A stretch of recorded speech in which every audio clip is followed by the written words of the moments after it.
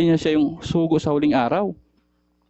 Pero ang totoo, hindi si Felix Manalo ang sugo sa huling araw. Kung babasahin natin yung Hebreo 1, makikita natin na si Jesucristo ang sugo sa huling araw, pero kiniklaim ni Manalo na siya yung sugo sa huling araw. Ibig sabihin, inaagawan niya ng kaluwalhatian ang Kristo.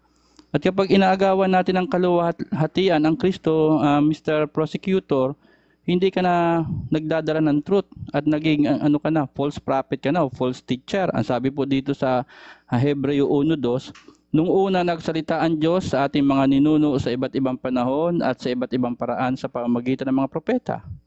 Nung unang panahon, nagsalita ang Diyos sa pamamagitan ng propeta. Ikalawa, ngunit sa mga huling araw na ito, siya ay nagsalita sa atin sa pamamagitan ng kanyang anak. Sabi daw, sa huling araw, sa paanong paraan nagsalita ang Diyos sa huling araw? Sabi, sa pamamagitan ng kanyang anak. Di ba? Maliwanag na yung claim ni Felix Manalo na siya yung anghel na sinigawan yung Big Four, wala pong ebidensya historically. Bilang prosecutor, alam mo yan, mahalagang ebidensya sa kaso. Ikalawa, ang sabi niya, siya yung huling sugo sa huling araw, ay ang ebidensya, brother prosecutor, ang itinuturo na sugo sa huling araw ay ang Kristo. Maliwanag pa ano, at sa huling araw, siya ay nagsalita sa atin sa pamamagitan ng kanyang anak. Di ba? At ano pong patutuo natin na false prophecy yung dala ni Felix Manalo? Kasi ibig sabihin, kung yung ulo pala ay false prophet, lahat na ng aral nila ay false in generally. Lalo na sabi nila nalipol, naubos, natalikod yung unang iglesia. False na yun kasi sa ulo pa lang, false na.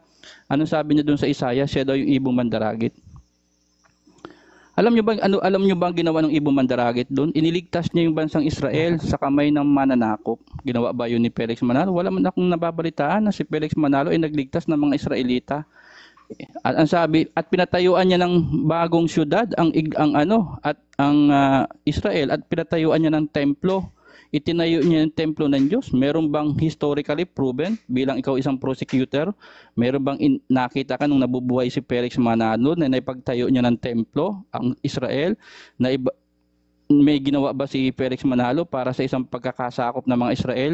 Dahil ang Israel nagkawatak-watak, nagawa ba ni Felix Manalo tipunin sila pabalik sa bansang Israel? Wala naman yata.